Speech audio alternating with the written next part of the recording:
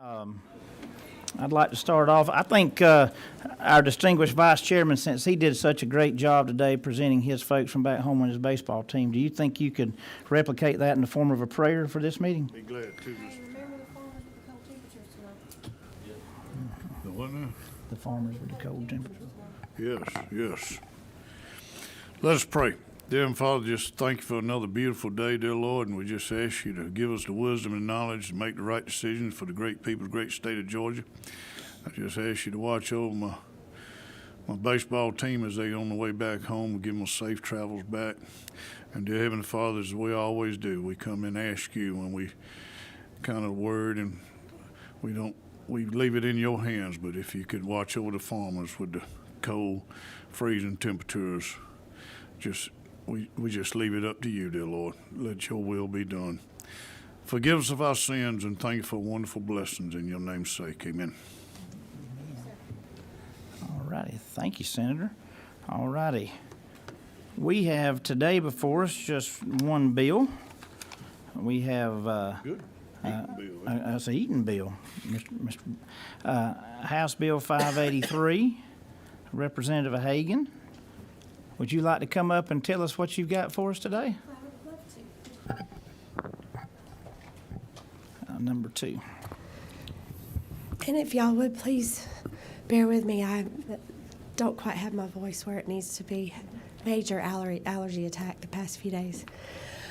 But, so this is LC 442830S. House Bill 583, it updates the code regarding Georgia's cottage food industry.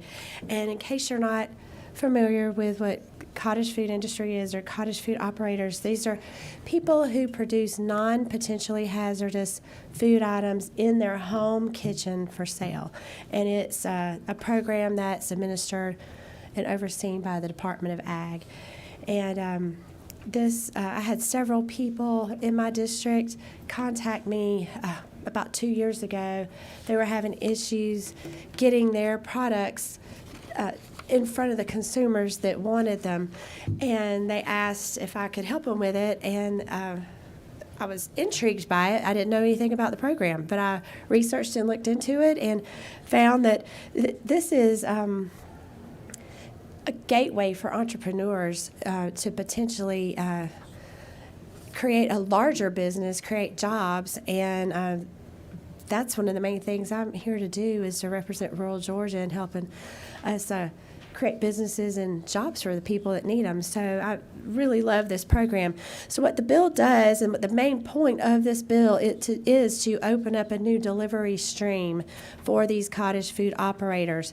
Currently, they can only sell directly to their consumer. But this bill would allow for them to sell their products to a third-party vendor, and then that third-party vendor could then sell to the end consumer. So we're talking about restaurants, grocery stores mainly. And I don't know about y'all, but where I live, there are little grocery stores that want to include these locally produced products, but right now they can't do that. So this would enable them to do that. We made sure that there were plenty of safety measures included in the bill. That begins on line 66. That would make sure that the consumer knows that they are purchasing or being served one of these products, that it's made in someone's home kitchen. So we want them to be fully aware of what they're purchasing, what they're consuming. It has to do with labeling, signage at the point of sale, in grocery stores. Cottage food items would have to be displayed separately from other items, just to make sure that a consumer knows what they're getting.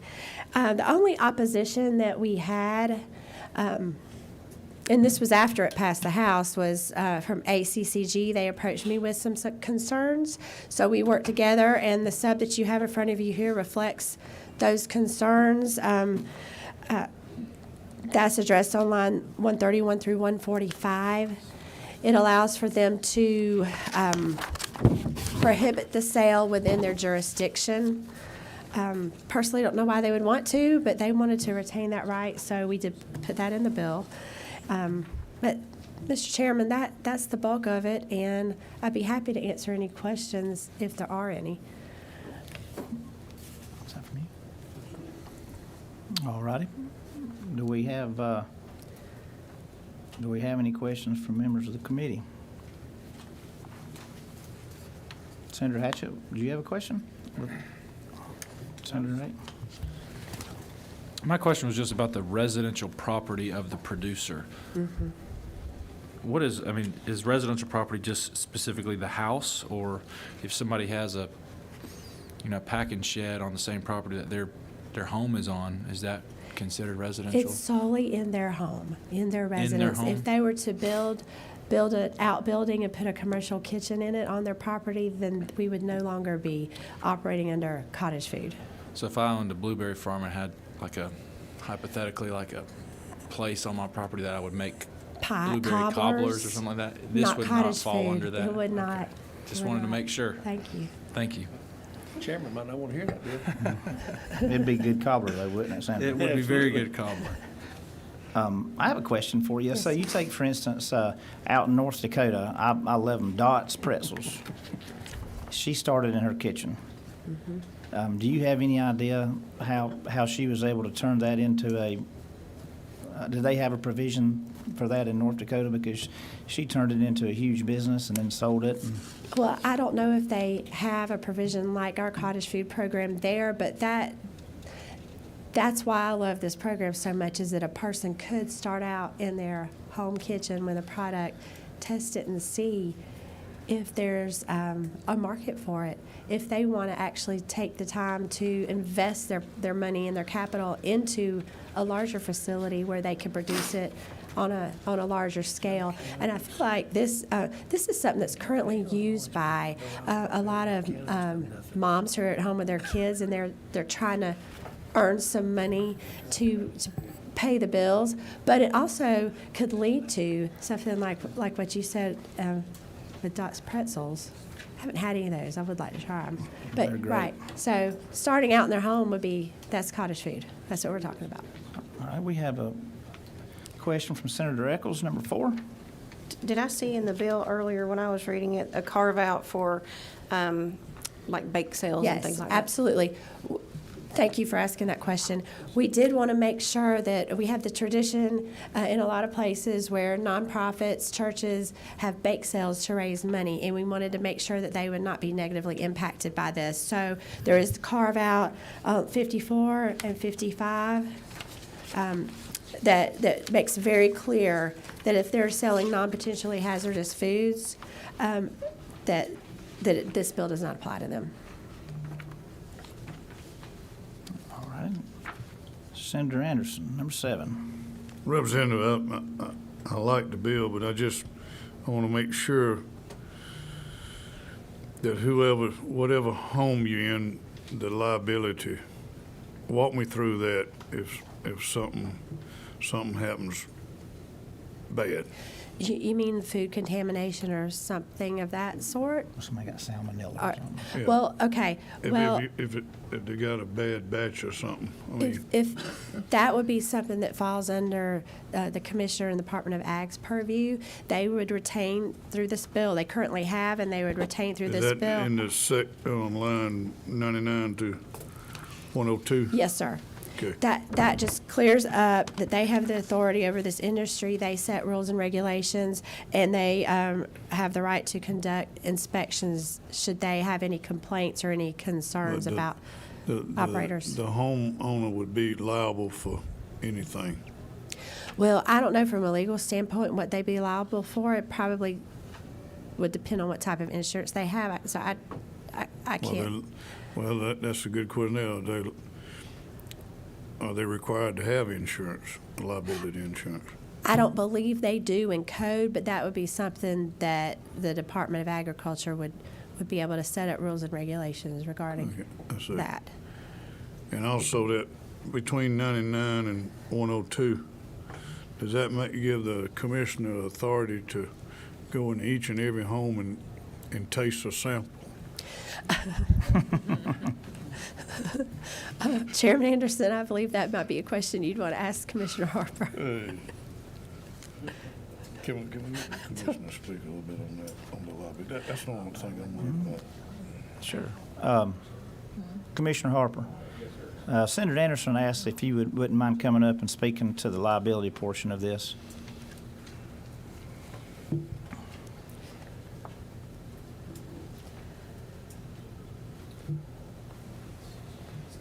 Okay. Wait.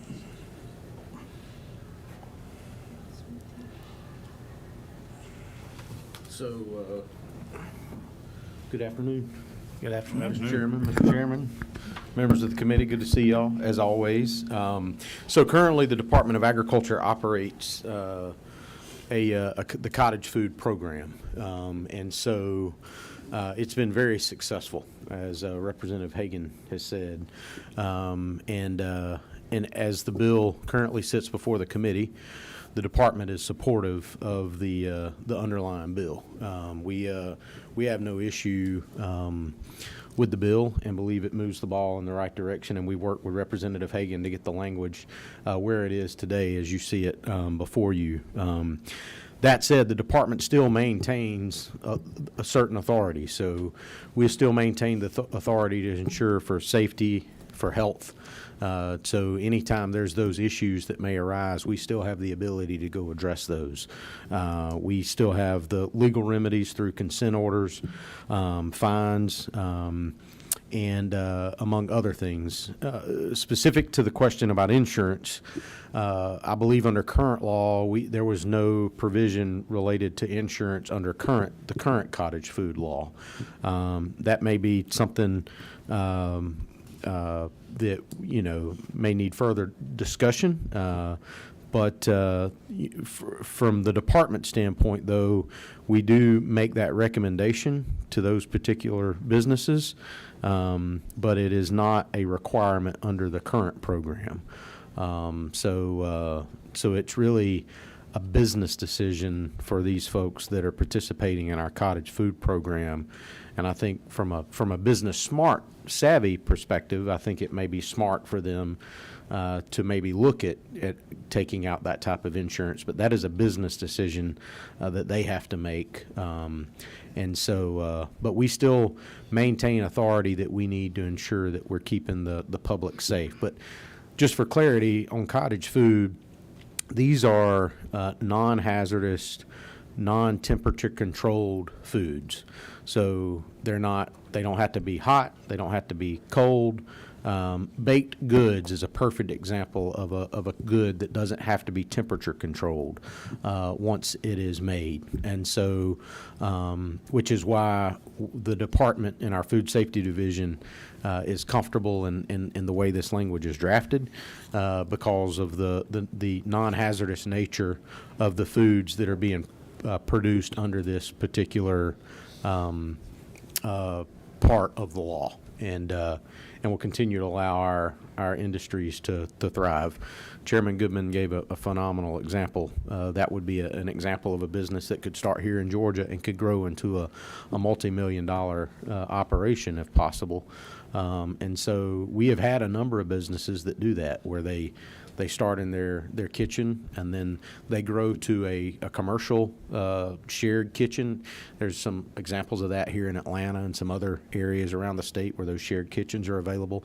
Those kitchens are then 100% subject to our oversight. And then they grow into a larger operation, similar to the Great American Cobbler Company that then sells things all over the country. So, but to answer your question, Mr. Chairman, we're comfortable with the underlying bill and think it addresses the concerns that we have and believe it moves the ball in the right direction.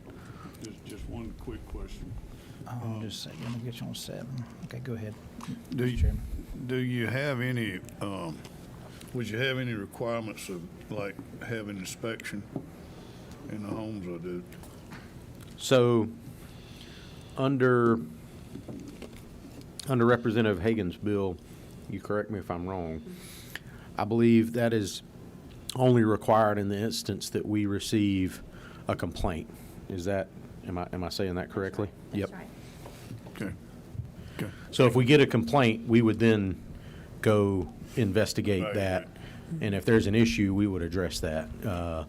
And that has happened under the current cottage food program, and we investigate those whenever those complaints do arise.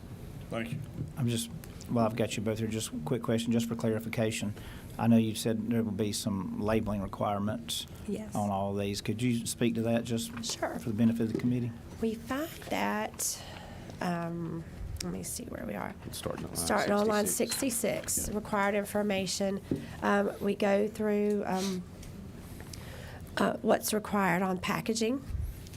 There's a statement, this product was produced at a residential property that is exempt from state inspection. This product may contain allergens. Now, being exempt from state inspection doesn't imply that the department couldn't, if they determine there's a need, go and do that inspection. Then we move down to things that are sold on the website, line 83. It's got to be disclosed there. If someone orders by phone, they've got to share certain information with the potential consumer. And then down on 93, grocery stores. First of all, there's that requirement that I mentioned that these items be shelved in a separate area than other non-cottage food products, and that also there would be a display that it would inform the consumer that we're talking about these cottage food products that were made in someone's residential property. Of course, those products would also have that information on the packaging as well. We want to make sure that consumers know what they're purchasing, while at the same time giving these entrepreneurs another delivery stream to get their products out to the public. If I may, Mr. Chairman, on that point, Please. just for clarification, but it's a direct relationship between the business or the entity, the person that is producing the food and the consumer. There's no third party in between that. So in other words, it cannot be distributed through a distributor or through a third-party app like Uber Eats, for example. There has to be a direct relationship between the person selling and the consumer, and that way that also helps ensure the consumer knows exactly who they're buying from, what they're buying, and there's clarity in that truth in labeling of sorts, if that makes sense. So that way there's that direct relationship, since it falls under a different set of rules, if that makes sense. So there has to be that direct relationship between the consumer and the producer. Right, and to that direct relationship, if you'll see on line 69 on the packaging, the business name, address, telephone number of the cottage food operator has to be disclosed there. But there is a privacy provision just below that if that operator wants to retain the privacy of where their personal residence is located, they can request a specific number from the Department of Agriculture, and that number could be placed on the package instead of their name and their home address. But still, there would be a way for the consumer to get that information. So I have just a quick question, and then we'll go to the senators that have questions. I know, especially down in our part of the world, especially in some of these places in rural Georgia, you'll have Georgia-grown. I think it's contagious. President Reagan. They have display cases that have Georgia-grown products. Do you know if we have stores that have? We can take a break just for a sec. Yeah, go ahead. Thank you.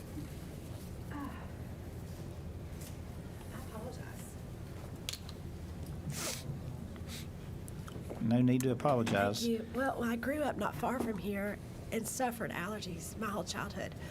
And now I moved away and didn't have these problems anymore, but now that I've been up here for the past 3 springs, it's back. I'd offer you a Benadryl, but I'm afraid you'd be asleep before we finish the Oh, I'll be committee taking one of meeting. those when we're done. Yeah. But do you know if, I know we, in a lot of the places, retail outlets in our part of the world, they'll have Georgia-grown display cases that'll have, all kind of different products. Are there some stores that have actually cottage foods, Georgia-grown display cases themselves? So it cannot be sold in a store. without this bill, that can't happen. That's right. So That's what we wanna do that's what I'm here. saying. So if you go somewhere Yes. like J&W Meats or anything, they can't sell anything like that currently. That's correct. I got you. All right. Senator Eccles, I believe you had a question? Or Senator Watson? Okay. Mr. Chairman.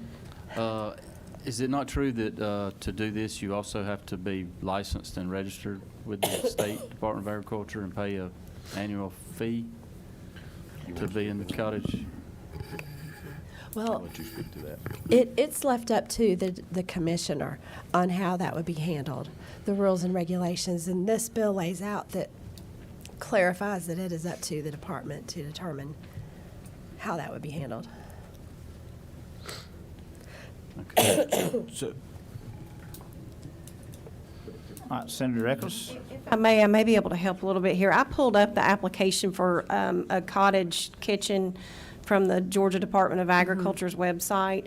And so prerequisites to, when you apply to be a cottage kitchen, you have to attest that you have checked with your city and county governments, and there are no local ordinances that would prohibit or prevent you from doing that. You have to affirm that you've checked with your public utilities to ensure that you're in accordance there. You also have to affirm that you've attached either a copy of your most recent water bill or a lab results where you had your private well tested for coliforms and nitrates.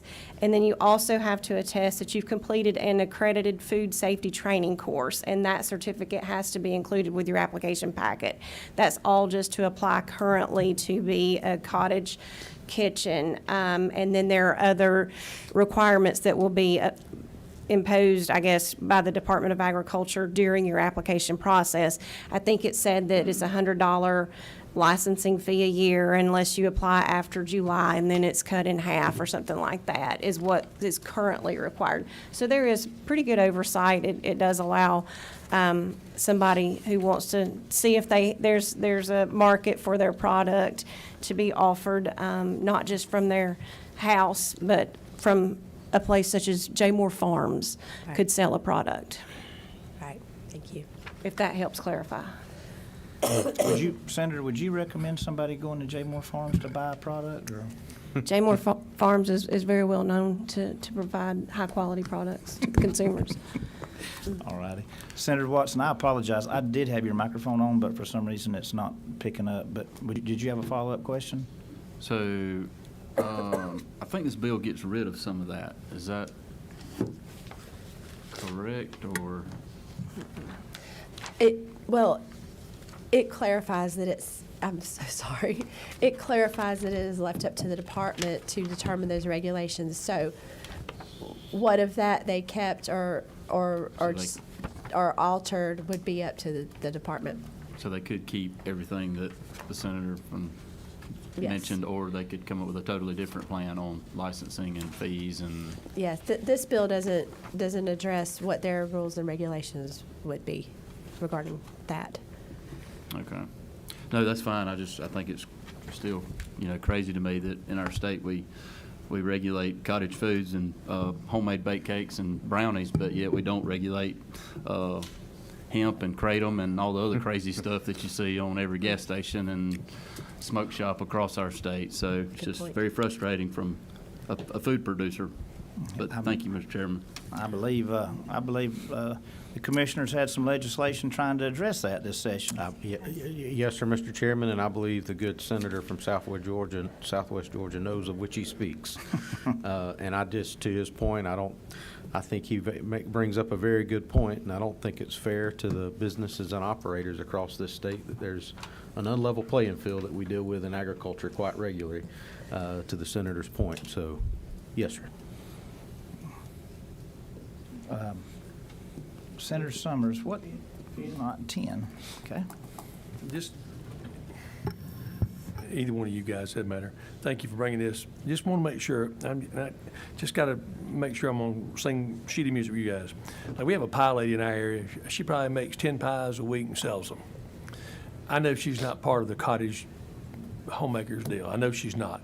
I mean, she's 82 years old. She's been making pies, I bet, for the last 20 years that I know of in our community. And she'll sell these pies. Then we also have our clubs, like your Homemakers Club, your Mama Dorothy Club, your ladies, your Confederate lady, all that kind of stuff. They make pies, and they use them for their fundraisers.